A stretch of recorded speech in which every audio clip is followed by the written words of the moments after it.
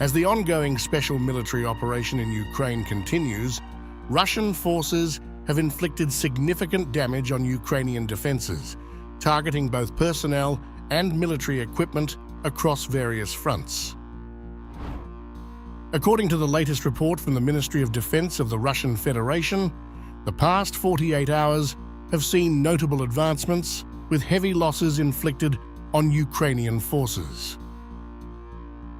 And we've come such a long way that it would honestly be crazy to drop the ball now and not keep building on the defense coalitions we've created, especially since they are already helping us grow and strengthen what's basically our shared defense power.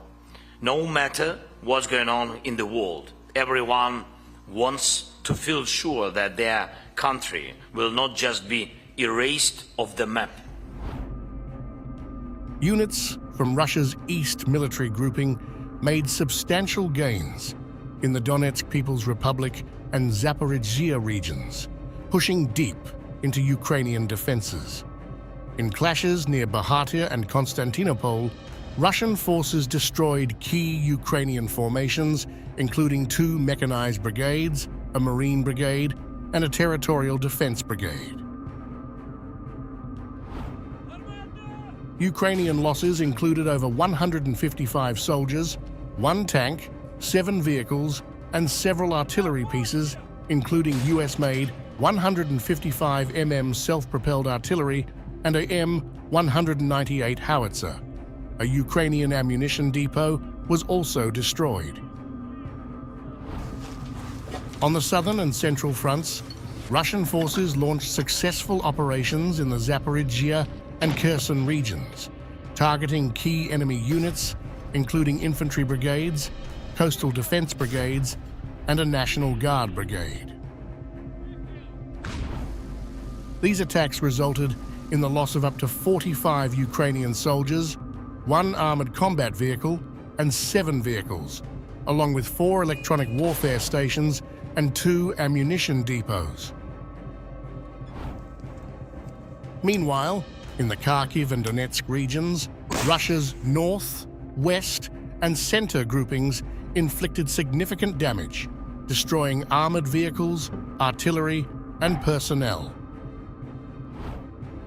On the Kyiv front, the north grouping decimated a Ukrainian motorized infantry brigade, while the west grouping overwhelmed 4 mechanized brigades, 3 territorial defense brigades, and a National Guard brigade. These attacks led to the loss of 480 Ukrainian soldiers, 1 tank, 3 armored vehicles, and multiple pieces of military hardware, including artillery and electronic warfare systems. Russian forces also targeted Ukrainian military infrastructure with airstrikes, missile launches, and drone attacks. Key facilities, including military airfields, drone assembly plants, and ammunition storage sites, were destroyed across 163 locations. Russian air defense systems also successfully shot down 14 reactive missiles from the US-made HIMARS system and 71 drones, further weakening Ukraine's ability to sustain its military operations. Overall, the Russian armed forces report that the past 24 hours have resulted in over 1,480 Ukrainian casualties, with extensive damage to military assets, including tanks, armored vehicles, artillery, drones, and vehicles. If Putin swallows Ukraine, his appetite will only grow.